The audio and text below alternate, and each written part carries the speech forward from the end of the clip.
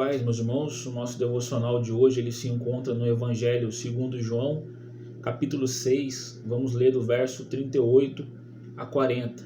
Diz assim a palavra de Deus: Porque eu desci do céu não para fazer a minha própria vontade, e sim a vontade daquele que me enviou.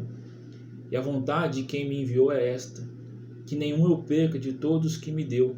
Pelo contrário, eu ressuscitarei no último dia. De fato, a vontade de meu Pai é que todo homem que vir o Filho e nele crer tenha vida eterna, e eu o ressuscitarei no último dia. O medo, meus irmãos, é algo que faz parte da nossa vida. Ele é o resultado de uma incerteza, algo que julgamos que vai acontecer no momento presente ou futuro. E esse medo, ele pode muitas das vezes ser um aliado em pequenas doses, te dando atenção, como por exemplo em uma viagem de carro, onde você está dirigindo e você fica mais alerta, não porque sabe que algo ruim vai acontecer, mas pela possibilidade. E dentro dos limites saudáveis, você faz o possível para que nada de ruim aconteça. Mas o medo também pode ser um vilão, criando um estado de paralisia, hesitação, fazendo com que você não consiga fazer ou agir diante de uma situação. Por exemplo, uma criança que não consegue dormir no escuro. Ela não tem medo da escuridão em si, mas do que a escuridão pode esconder, ou seja, algo incerto. E o que ela faz? Pede para dormir com a luz acesa, porque a luz revela que não há nada ali o que temer. Mas mesmo que alguém diga que não tem ou com que ela se preocupar, não é o suficiente. Ela precisa contemplar com os seus sentidos, com a visão, a audição, que realmente não há nada ali para feri-la. Só assim ela consegue ficar tranquila. E hoje existem inúmeras incertezas que produzem medo. E talvez a mais famosa, digo no ser humano geral, é a morte. Se será com dor ou sem dor, se há alguma coisa após a morte, e se essa coisa é boa ou ruim, medo de abandonar as coisas dessa terra, enfim, inúmeras.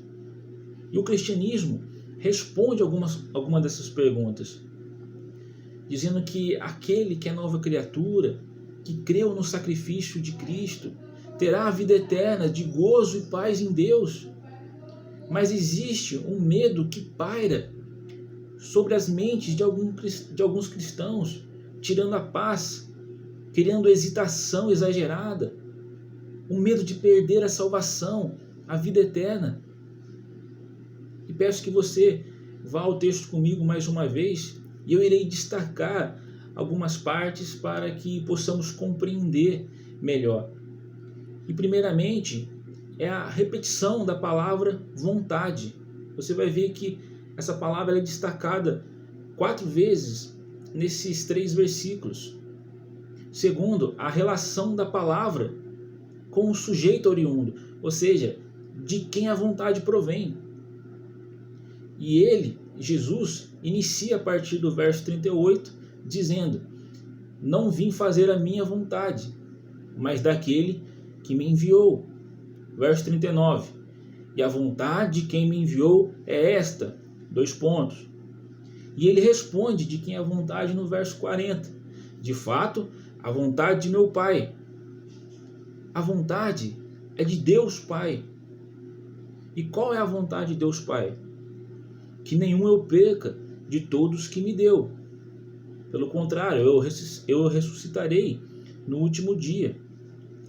Existe uma responsabilidade implícita ao Filho de não perder e ressuscitar.